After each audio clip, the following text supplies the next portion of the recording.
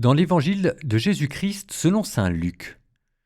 En ce temps-là, le peuple venu auprès de Jean le Baptiste était en attente et tous se demandaient en eux-mêmes si Jean n'était pas le Christ. Jean s'adressa alors à tous. « Moi, je vous baptise avec de l'eau, mais il vient, celui qui est plus fort que moi, et je ne suis pas digne de dénouer la courroie de ses sandales. Lui vous baptisera dans l'Esprit Saint et le feu. » Comme tout le peuple se faisait baptiser et qu'après avoir été baptisé lui aussi, Jésus priait, le ciel s'ouvrit, l'Esprit Saint sous une apparence corporelle comme une colombe descendit sur Jésus, et il y eut une voix venant du ciel, « Toi, tu es mon Fils bien-aimé, en toi je trouve ma joie. »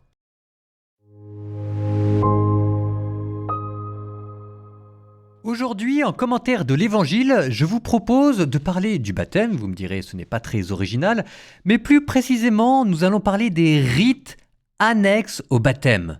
Le baptême, tout le monde connaît. On plonge dans l'eau en disant « Je te baptise au nom du Père et du Fils et du Saint-Esprit ». Rite d'adoption, rite de purification, rite de rémission des péchés, rite de don de la grâce, enfin bref, un rite extrêmement profond. Mais les rites annexes, ça mérite aussi qu'on en parle. Et ça, pour le coup, les gens sont beaucoup moins au courant de ce qu'il se joue à côté du baptême. C'est-à-dire que le baptême est d'une telle profondeur que pour en manifester toute la richesse, on a multiplié à côté les rites qui expriment ce qui se passe lors du baptême. Par exemple, lors d'un baptême, normalement, ça commence par le rite d'entrée. Le baptême, ça commence à l'extérieur de l'église et on ouvre de manière solennelle les portes pour le futur baptisé pour lui dire que ma maison, c'est ta maison. Donc le prêtre, parfois le diacre, se tient à l'entrée de l'église pour accueillir l'enfant ou l'adulte à baptiser. C'est pas seulement symbolique, ça marque un passage. On franchit un seuil et on vous fait les honneurs de la maison. Ça veut dire que maintenant, cette maison devient la maison de Dieu et que vous faites partie de la famille. Ensuite, deuxième signe, vous avez le signe de la croix. Et on est toujours avant le baptême. On appelle ça même la signation. Donc c'est le prêtre qui trace la croix sur le front du baptisé de manière solennelle. Il le fait en silence parce qu'il ne va pas dire au nom du Père et du Fils et du Saint-Esprit parce que ça c'est pour après pour le baptême. Donc le prêtre trace la croix sur le front du baptisé, ce qui symbolise l'appartenance du baptisé au Christ. Ce qui vous renvoie en fait au livre de l'Apocalypse. Il y a une prophétie d'Ézéchiel avec l'ange qui vient vous marquer du tau sur le front. Un geste simple mais profondément significatif qui va dire que vous allez être marqué, que vous allez appartenir à Jésus. Très bien, ensuite on continue, nous avons la proclamation de la parole de Dieu. Alors ça, c'est généralement plus connu, ça sert à rien de trop en parler. Enfin, on va prendre un passage de l'Évangile que l'on va expliquer et que l'on va actualiser. Parce que la prédication de l'Évangile, ça ne s'est pas passé simplement il y a 2000 ans, mais c'est aujourd'hui encore qu'elle continue d'être proclamée et que le Christ qui est mort et qui est ressuscité continue de proclamer son Évangile à travers nous. Bon, bref, ça c'était avant le baptême. Maintenant, on arrive sur les rites juste avant le baptême. Donc, rite juste avant le baptême. Ça, il n'est pas très connu. Alors généralement, les prêtres n'en parlent pas trop parce que ça fait un peu peur aux parents quand on leur dit qu'on va faire ça sur leur enfant. Mais quand même, ça fait partie de la liturgie pré-baptismale. C'est un exorcisme.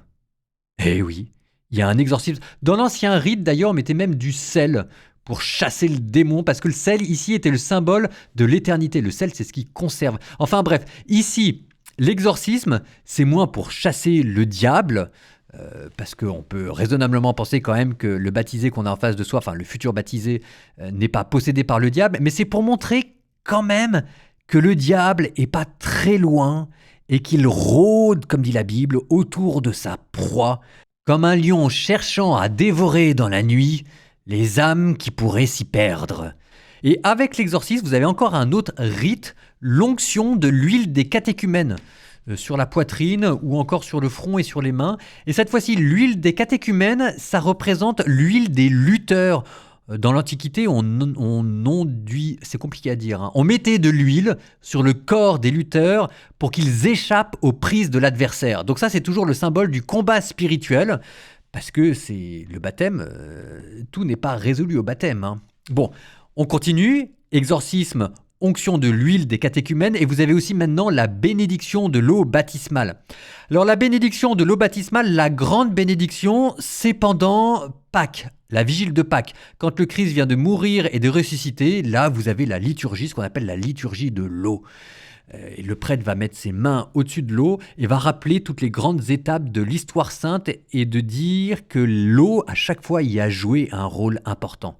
Par exemple, on va parler de la création du monde, où l'eau est le premier élément de la vie. On va parler aussi de la traversée de la mer Rouge par les Hébreux, où l'eau vient engloutir l'armée du Pharaon, symbole du mal. On pourrait encore vous parler de la prophétie d'Ézéchiel qui dit qu'il a vu un torrent d'eau vive jaillir du temple, etc., etc. Ça veut dire là pour le coup qu'en bénissant cette eau, l'Église affirme que le baptême n'est pas seulement un geste extérieur, mais qu'il purifie de l'intérieur et qu'il va effacer le péché originel et ouvrir les portes du ciel. Eh bien, avec ça, vous avez les rites avant le baptême. Mais le baptême est tellement riche, qu'est-ce que vous voulez que je vous dise ?